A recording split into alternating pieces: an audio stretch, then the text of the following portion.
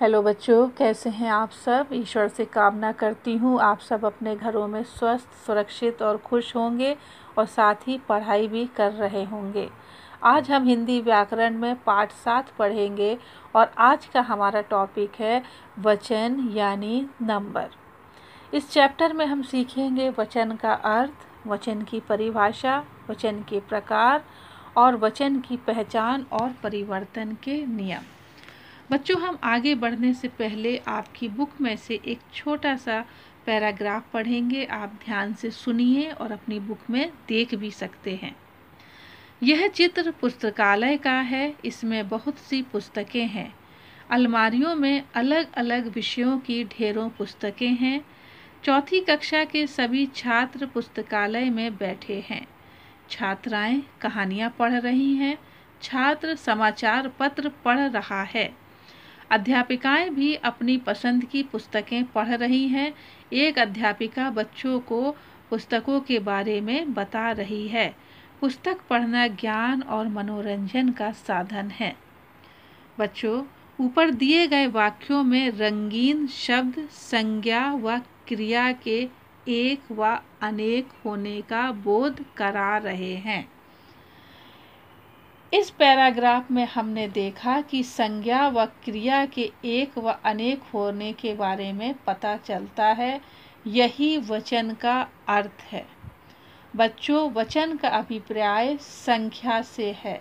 वचन का अर्थ संख्या है, एक या अनेक। इस पैराग्राफ में हमने देखा कि पुस्तकें, कहानियाँ, अध्यापिकाएं यानी ये अनेक हैं, एक से अधिक हैं। अध्यापिका और छात्र यानी एक है।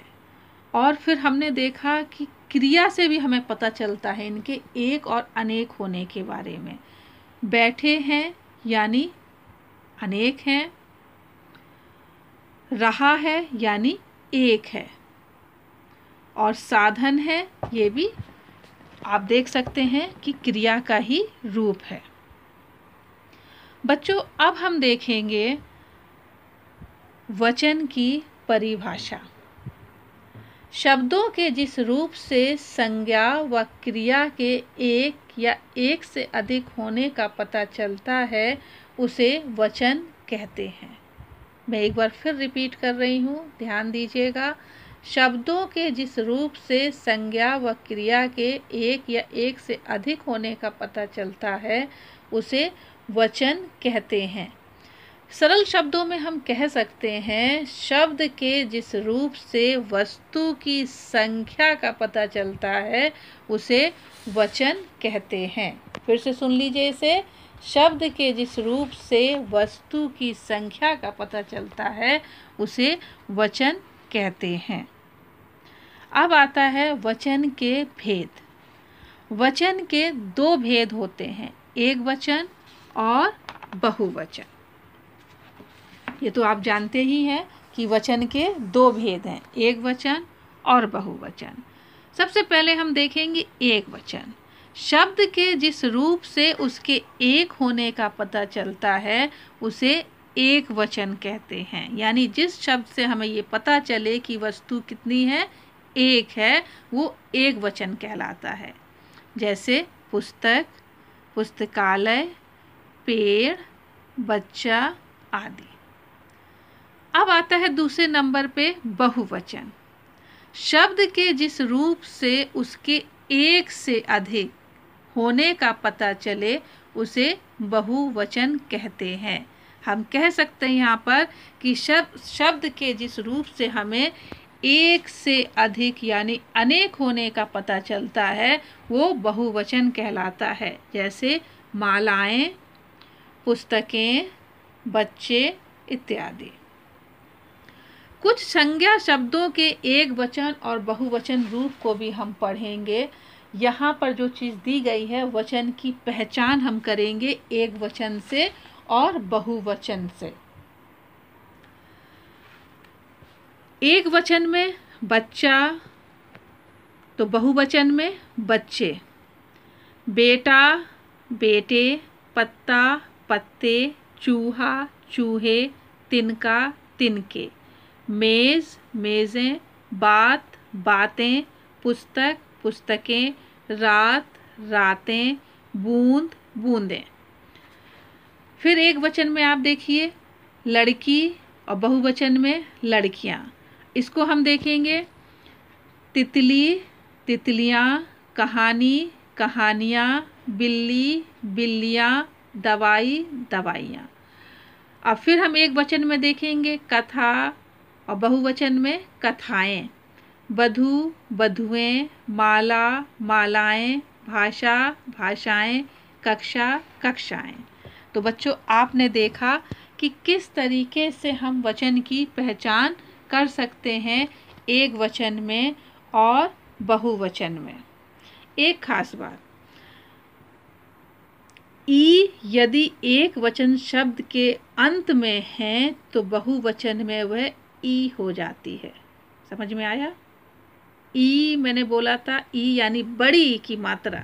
यदि एक वचन शब्द के अंत में है तो जब बहुवचन में वो आएगा तो वो ई यानी छोटी ई की मात्रा हो जाती है। ध्यान दीजिएगा, जैसे लड़की तो लड़कियां जब हम लिखेंगे तो ये जो का में ई की मात्रा है बड़ी ई की, वो का में छोटी ई की मात्रा हो जाती है। तितली तितलियां, ये बहुत ध्यान देने वाली बात है बच्चों, इसका आप ध्यान रखिएगा। फिर आता है वचन परिवर्तन। वचन बदलने पर संज्ञा और क्रिया का रूप भी बदल जाता है। ध्यान दीजिएगा, वचन बदलने पर संज्ञा और क्रिया का रूप भी बदल जाता है। जैसे लड़का पतंग उड़ा रहा है एक वचन में, और जब हम इसे बहुवचन में जाएंगे तो लड़के पतंग उड़ा रहे हैं। एक उदाहरण और सुनिए, लड़की पतंग उड़ा रही है। अब यही बहुवचन में लड़कियां पतंग उड़ा रही हैं। वचन बदलने पर लड़का और रहा है और लड़के और रहे हैं, व लड़की और रही हैं, लड़कियां और रही हैं, ये बदल जाते हैं। आपने देखा जब एक वचन में लड़का और रहा था, बहुवचन में वही लड़के और रहे हो गया। एक वचन में लड़की और रही है और वही चीज बहुवचन में जाकर लड़कियां और रही हैं। कुछ संज्ञा शब्द एक वचन और बहुवचन में एक समान रहते हैं। ऐसे शब्द जब वाक्य में प्रयोग किए जाते हैं तब क्रिया का रूप एक वचन या बहुवचन हो जाता है। अब आप देखिए मैंने क्या पढ़ा आपके सामने। कुछ संज्ञा शब्द एक वचन व बहुवचन में एक समान रहते हैं। ऐसे शब्द जब वाक्य में प्रयोग किए जाते हैं तब क्रिया का रूप एक वचन या बहुवचन हो जाता है। एक वचन में आदमी पढ़ रहा है, बहुवचन में आदमी पढ़ रहे हैं। आया समझ में आपको? वाक्य में प्रयोग करते समय कई बार संज्ञा के रूप में भी बदलाव आ जाता है बच्चों। जब हम सेंटेंस बनाते हैं, जब हम वाक्य में प्रयोग करते हैं तो कई बार संज्ञा के रूप में भी बदलाव आता है। जैसे चादर एक वचन और चादरें बहुवचन। परंतु वाक्य में प्रयोग के समय संज्ञा रूप में बदलाव इस प्रकार होता है। उदाहरण देखिए, चादर बैग में रखिए एक वचन, चादरों को बैग में रखिए बहुवचन। आया समझ में आपको? मैंने क्या बताया था, वाक्य में प्रयोग के समय संज्ञा रूप में भी बदलाव आता है। कैसे? चादर बैग में रखिए एक वचन और चादरों को बैग में रखिए बहुवचन। कुछ शब्द बच्चों सदैव बहुवचन रूप में ही प्रयोग किए जाते हैं और कुछ शब्द सदैव एक वचन में ही प्रयोग किए जाते हैं। हम उन शब्दों को भी देख लें, कौन से शब्द हैं जो एक वचन में ही सिर्फ प्रयोग किए जाते और कुछ शब्द हैं जो कि बहुवचन में ही सिर्फ प्रयोग में आते हैं। जैसे एक वचन में आकाश, वर्षा, पानी, हवा आदि, बच्चों इनका रूप नहीं बदलता। और बहुवचन में हस्ताक्षर, बाल, आंसू, दर्शन, प्राण आदि, ये शब्द हमेशा बहुवचन शब्द में ही प्रयोग होते हैं। हस्ताक्षर, बाल, आंसू, दर्शन, प्राण आदि। आशा करती हूँ बच्चों आज का टॉपिक है जो आपको अच्छे से समझ में आ गया होगा। आज हमने क्या क्या सीखा, आपने ध्यान दिया? क्या क्या सीखा? मैंने आपको बताया था स्टार्टिंग में ही कि आज हम क्या सीखेंगे। सबसे पहले मैंने कहा था वचन का अर्थ, वचन की परिभाषा, वचन के प्रकार, वचन की पहचान और परिवर्तन के नियम। तो बच्चों हमने जो सीखा वो इस प्रकार है। वचन से संख्या का पता चलता है। वचन दो प्रकार के होते हैं, एक वचन और बहुवचन। आदर देने के लिए एक वचन संज्ञा के साथ बहुवचन क्रिया का प्रयोग किया जाता है। कुछ संज्ञा शब्द एक वचन व बहुवचन में एक समान प्रयोग किए जाते हैं, उनकी क्रिया में कोई बदलाव नहीं होता या कोई बदलाव नहीं आता है।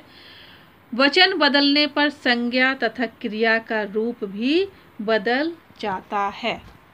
आशा करती हूँ बच्चों आज का जो भी हमारा टॉपिक था वचन आपको अच्छे से समझ में आ गया होगा।